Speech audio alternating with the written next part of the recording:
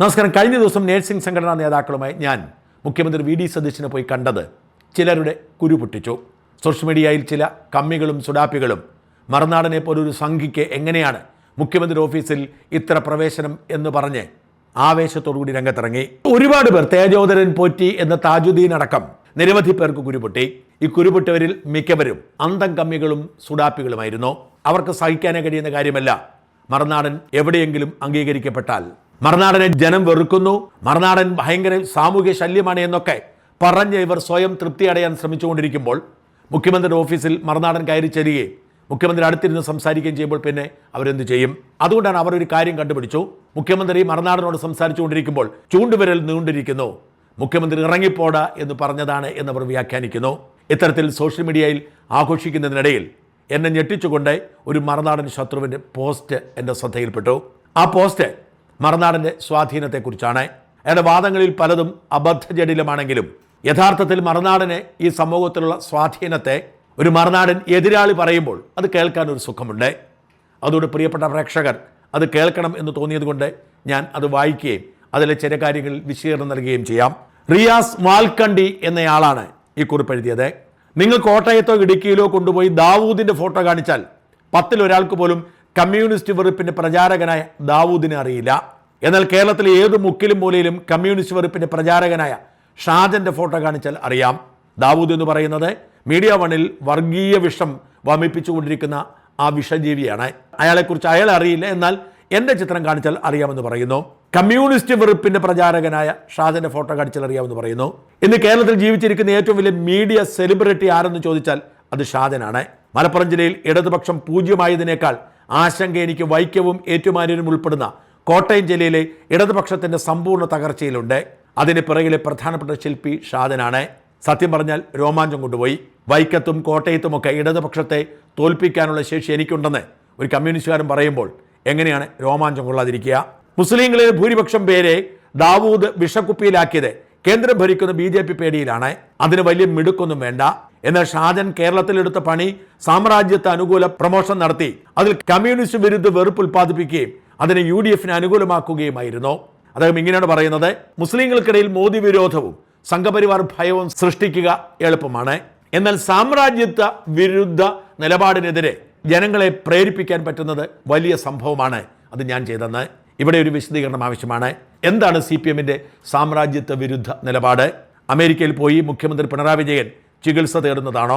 കേരളത്തിന് പുറത്തു പോയി മുഖ്യമന്ത്രിയുടെ മകൾ തട്ടിപ്പ് ബിസിനസ് നടത്തുന്നതാണോ? വിദേശത്ത് പോയി മുഖ്യമന്ത്രിയുടെ മകൻ കച്ചവടം നടത്തുന്നതാണോ? വ്യവസായ മന്ത്രിയായിരുന്ന P. രാജീവിൻ്റെ ഭാര്യയെ ഇസ്രായേൽ യൂണിവേഴ്സിറ്റിയിൽ പഠിപ്പിക്കാൻ അയക്കുന്നതാണോ? രാജീവിൻ്റെ മകളെ അമേരിക്കയിൽ സ്കോളർഷിപ്പിന് അയക്കുന്നതാണോ? പാർട്ടി നേതാക്കളുടെ മക്കളെ മുഴുവൻ വിദേശത്ത് പഠിപ്പിക്കാനും ജോലിക്കും അയക്കുന്നതാണോ? സോഷ്യലിസത്തെക്കുറിച്ച് നിരന്തരം പ്രസംഗിക്കുകയും വിദേശ മൂലധനം തേടി പാശ്ചാത്യ രാജ്യങ്ങളിൽ P. രാജീവ് എന്ന പേരുള്ള കാപട്യക്കാരൻ ചുറ്റി നടക്കുന്നതാണോ? എന്താണ് നിങ്ങളുടെ സാമ്രാജ്യത്വ വിരോധം? വെറുതെ വായിട്ടലിക്കുന്ന വിവരക്കേട് മാത്രം. അത് വിവരക്കേടാണ് എന്ന് പറഞ്ഞാൽ അതെങ്ങനെയാണ് തെറ്റാവുന്നത്?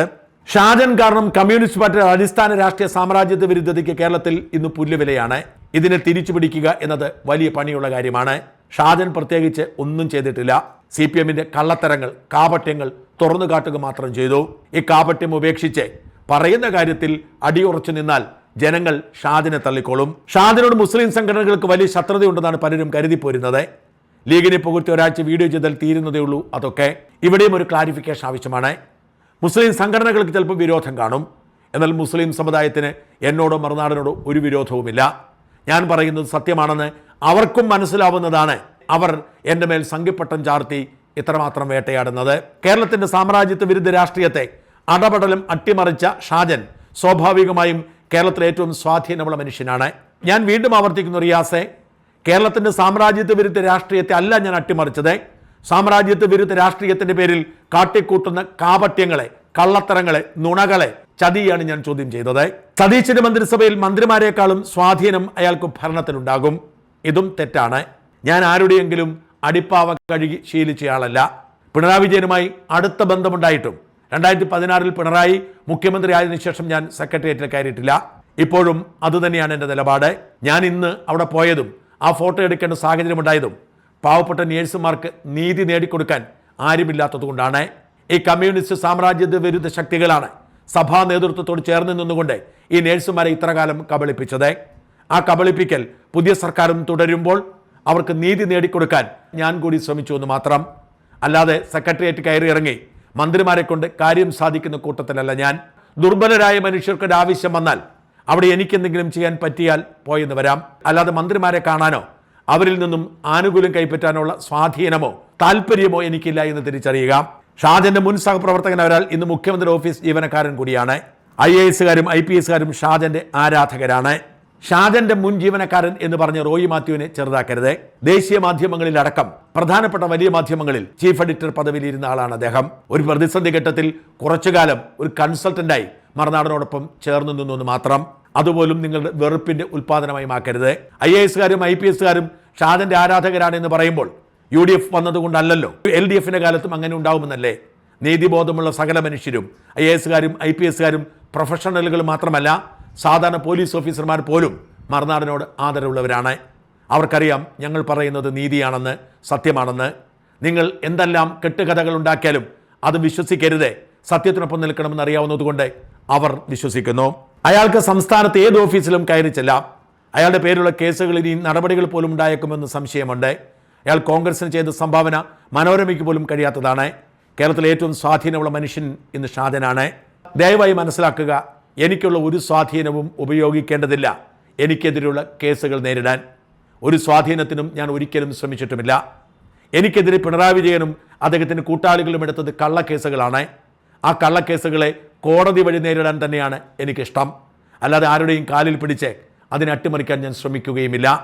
കള്ളക്കേസുകൾ ഒരു കാലത്തും നിലനിൽക്കില്ല. അതുകൊണ്ട് തന്നെ അതിലെനിക്കൊരു ഭയവുമില്ല, ആരുടെയും സഹായവും ആവശ്യമില്ല. എന്തായാലും ഒരു കാര്യത്തിൽ എനിക്ക് റിയാസിനോട് സന്തോഷമുണ്ട്. മറുനാടൻ ജനങ്ങൾക്കിടയിൽ സ്വാധീനമുള്ളൊരു മാധ്യമ സ്ഥാപനമാണ്. കഴിഞ്ഞ സർക്കാരിന് വലിയ ബുദ്ധിമുട്ടുണ്ടാക്കാൻ ഞങ്ങൾക്ക് കഴിഞ്ഞു എന്ന് തുറന്നു പറഞ്ഞല്ലോ. ഇതുവരെ മറുനാടിനെ അവഗണിക്കാനായിരുന്നു, മഞ്ഞപ്പത്രമെന്ന് വിളിക്കാനായിരുന്നു, അപമാനിക്കാനായിരുന്നു നിങ്ങളുടെ കൂടെയുള്ളവർ ശ്രമിച്ചത്. കാലം സത്യം തിരിച്ചറിഞ്ഞ് നിങ്ങളുടെ നാവുകൊണ്ട് അത് വിളിച്ചു പറയിപ്പിച്ചതിൽ നന്ദിയുണ്ട്, കടപ്പാടുണ്ട്.